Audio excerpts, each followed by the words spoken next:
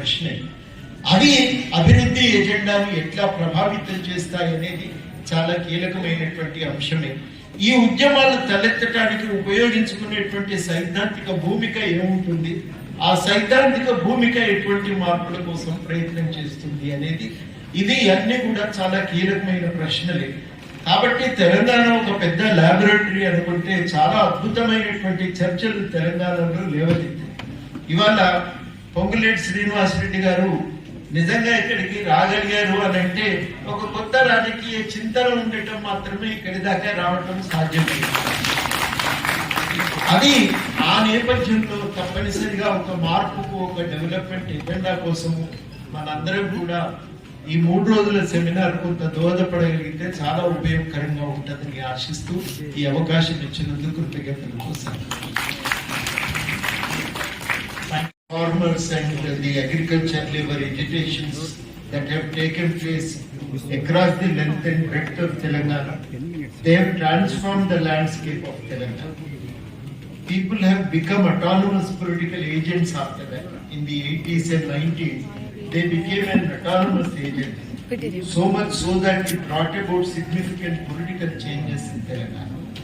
It is in that context the second phase of Telangana struggle has taken place. In 96 it started, though of course the seeds were laid down much before in 89 itself. From 1996 when it started and turned into a mass movement, and these people were not simply demanding, the agitation was not simply demanding the creation of a geographical entity called Telangana. The movement was demanding Samajika Telangana. We want a Telangana where social justice prevails. And incidentally, these aspirations were beautifully captured by Justice Sri Krishna Committee. Justice Sri Krishna Committee has categorically stated the struggle for Telangana was the struggle for democratic development. So people demanded participation. They demanded better livelihood opportunities, and they demanded an opportunity to live with dignity and self-respect. That was the basic theme of the Telangana struggle. In normal parlance, they always used to say, "Batuku Batuku Devu." This is what they demanded: livelihood as well as to live with respect. So these were the aspirations of the Telangana struggle. And these aspirations reflected in the development agenda after the formation of the state. So everyone expected that there would be a transformation. Many development agendas were prepared and submitted to political parties, which were incorporated into the manifesto of various political parties, including the then ruling party Telangana Rashtra Samiti. In these manifestos, people demanded better health facilities, educational facilities, and employment opportunities, development of livelihood opportunities in agriculture, as well as in the traditional artisan sectors. Now, this is the aspiration, and aspiration was presented before the political parties, and parties have widely accepted it, incorporated into their manifestos, and then the transformation everyone would expected would take place. But such a thing has not happened. That, I think, is the crucial question that we need to ask. The fundamental problem is that often political power is used for rent-seeking purposes. You have a class, rent-seeking class, that appropriates power and uses it for its own political advantages and personal economic self-aggrandizement. రాజ్యము అధికారము గెలిచి హస్తగతం చేసుకున్నాక ఆ అధికారాన్ని ఎందుకోసం ఉపయోగించాలనే విషయంలో ఉద్యమం అనేది స్పష్టమైన ఎజెండాను నిర్ణయించిన ఎజెండా ఆచరణలోకి ఎందుకు రాదు అంటే, ఒక వర్గము అధికారాన్ని స్వప్రయోజనాలకు వాడుకోవాలనుకున్నప్పుడు సమస్య వస్తుంది. So the crucial question that requires an examination is, how come that political power is appropriated for self-aggrandizement? a process in which the entire edifice of Telangana itself has been destroyed. మీరు ఊహించని రీతిలో ఒక విధ్వంసం అనేది జరిగింది. కొత్త ఉన్న one of the examples is the Kaleshwaram project. The CAG has brought out a report. The report is for many reasons it requires a careful study because it shows very categorically that how power is misused. You design project in such a way that you are not even consulting the experts. Reason, rationality that should normally prevail in the decision making process is not respected, and therefore self-interest drives, motivates the decision making process. Now the key question is how in such circumstances social forces, what role can they play in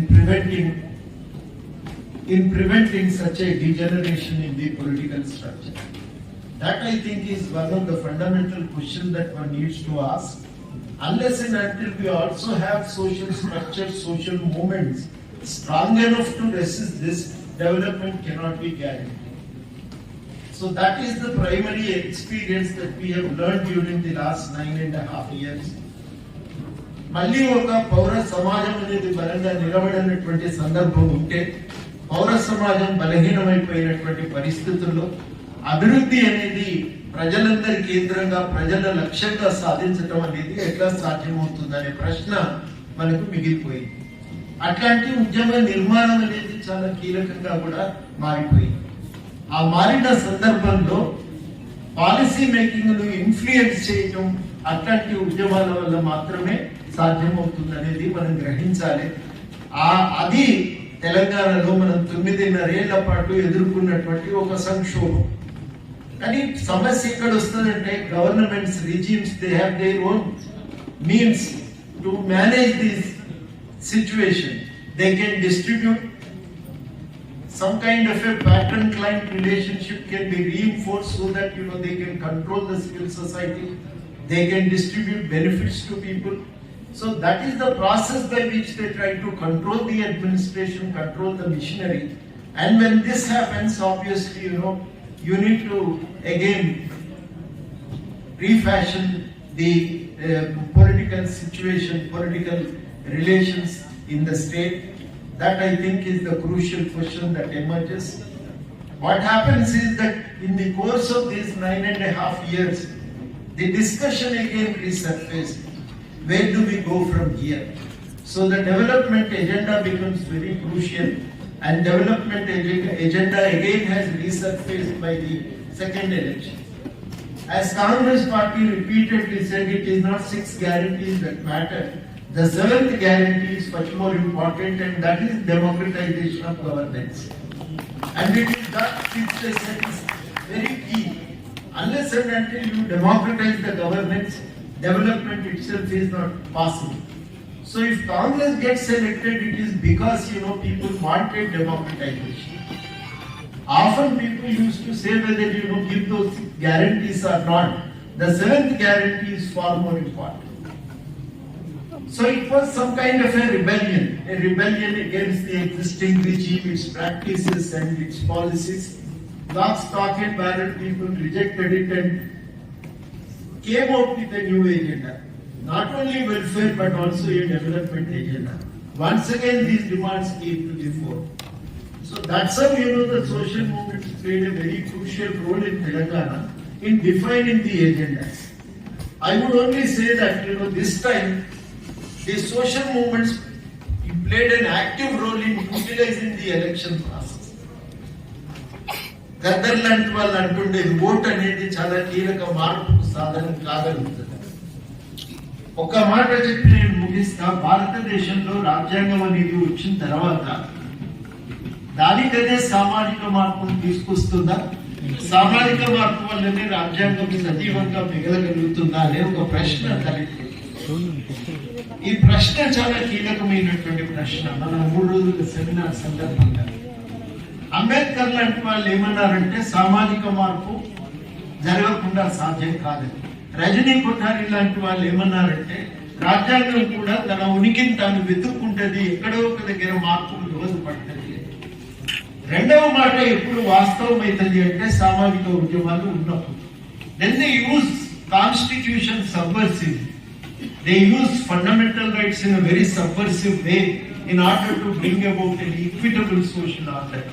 And that is the subversive fashion with which constitution was always used during the 40-50 years in Telangana by the social movements. I think that is the context in which the present political change also has to be understood. So people have used it subversive to bring about a